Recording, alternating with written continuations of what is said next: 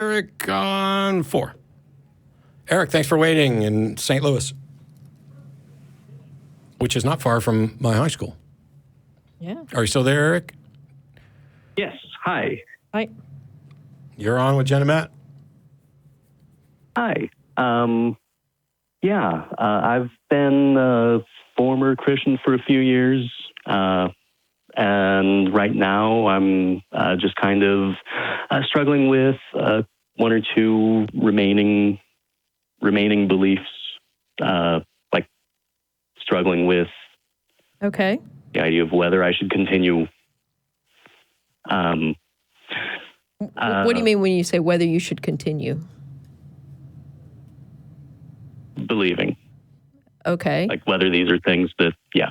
But you said it says you're an atheist? Yes.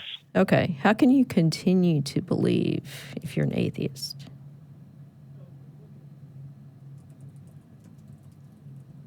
Because, I mean, I understand you have some questions about, like, the soul or, some supernatural thing. Right. Okay. So, yeah, I don't believe that there is a God. Okay. And there are one or two remaining beliefs that I haven't really taken the time until now to start looking at. So no God, but Maybe Okay. no God, but maybe other things. supernatural. So Okay. sure, Yeah. pick one and let's talk about it. Some sort of spirit or soul or something that continues after death. It would. I know if it is something that exists, it's really pared down from what people will typically mean by a spirit or soul. It can't be responsible for our personality or our memories. Those are pretty demonstrably physical Can I ask something? phenomena. Yes.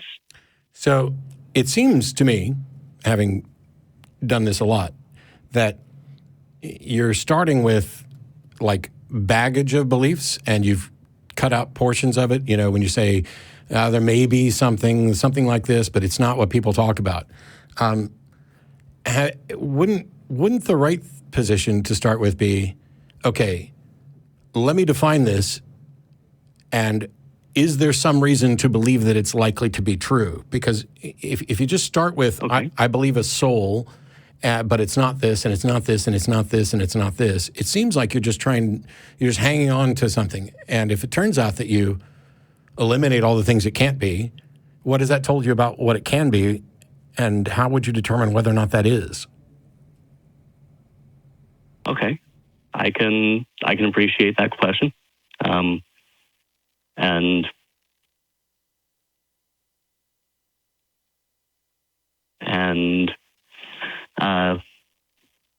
Yes, that does make sense.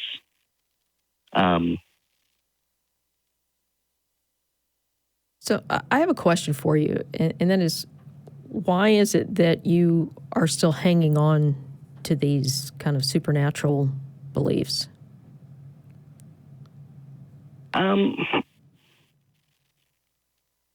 Well, I think part of it is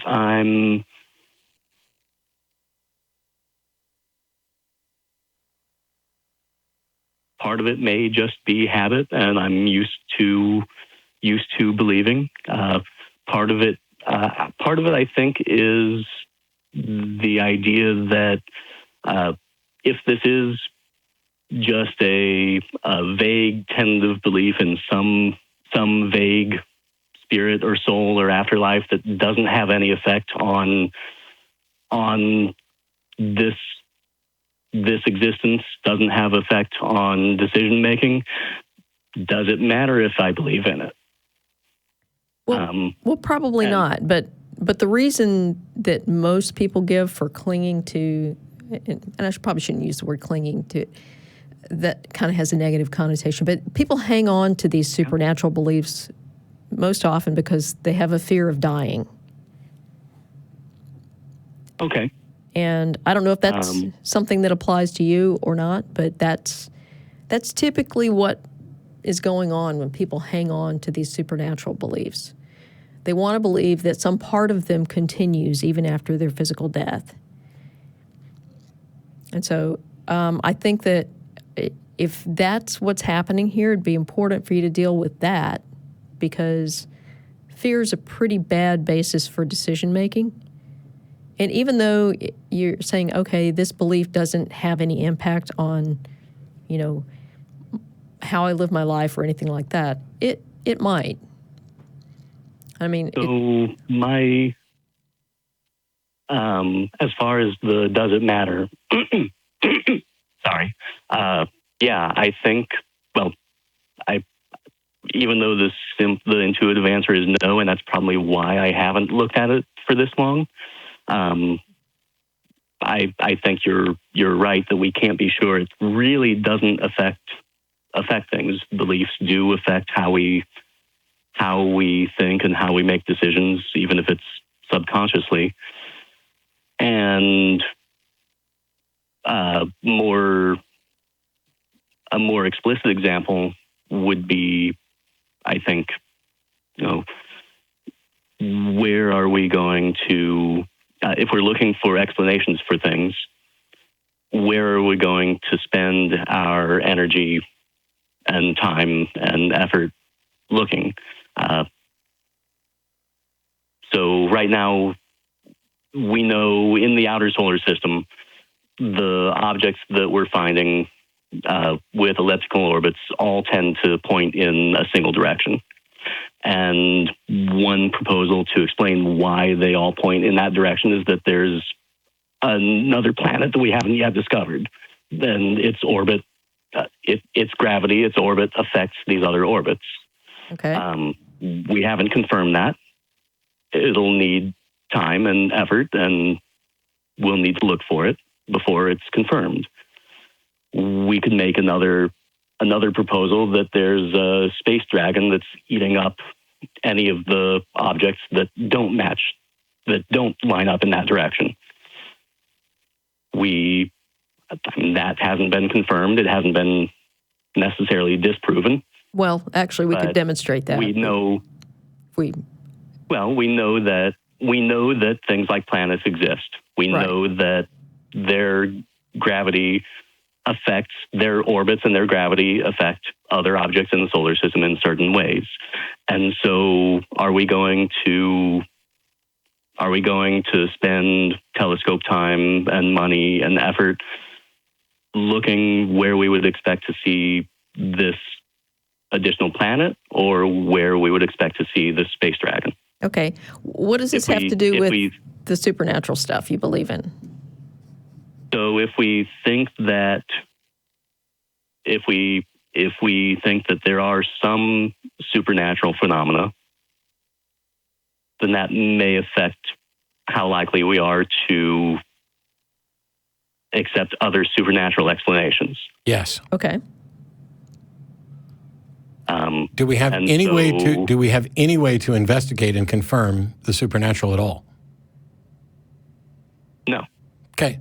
So if there's something that we have no way to investigate or confirm, then belief can never be rationally justified, right? Right. Thus endeth the lesson. Yeah. I mean, it doesn't mean that it's not. It doesn't mean the supernatural isn't real. At such time as we could investigate and confirm the supernatural, if it demonstrated to be reasonable to believe, then of course you'd be reasonably justified. But until that changes, if we're in agreement that you can't investigate this and you can't confirm it, and that means that rational belief can't be justified, then you can't be holding a rational belief, which means you have to acknowledge that you're holding an irrational belief. Doesn't mean you're wrong. It just means that you're not being rational. So the thing is, do we actually care more about what's true than whether or not something is comforting? Which gets to my point of, maybe need to examine why it is you are still holding on to some of these beliefs. Right. I would take that and sit with it, because so we're almost out of time, and there's one more call that I want to get to that kind of ties to this just a little bit. So think on that, and by all means, call us back, and we wish you luck kind of evaluating these things. And you can also call Talk Heathen or any of the other, or well, I guess not any of the other shows, because I don't know that this is so much a parenting thing, but it might be. But the key for me is real simple. I don't have to prove that there's no God, prove that there's nothing supernatural. I don't have to assert that there's no God or that there's nothing supernatural. My position is I'm not convinced there's a God, and I'm not convinced that there's anything supernatural. And I am convinced that we are currently, and perhaps forever, in a state where we couldn't confirm the supernatural. And as long as that remains the case, I cannot be rationally justified in believing it. And I don't want to believe things that I don't have a rational justification for. I'm not always going to get that right. We're going to make mistakes. But to me, the notion of a soul is the single most dead concept in all of theology. It's the most obviously not true thing. But even if we narrowed it down to, well, maybe there's some kind of afterlife thing, it's on par with, well, maybe my socks are lucky. And there may, in fact, be better or as good evidence for my socks are lucky as there is for there's an afterlife.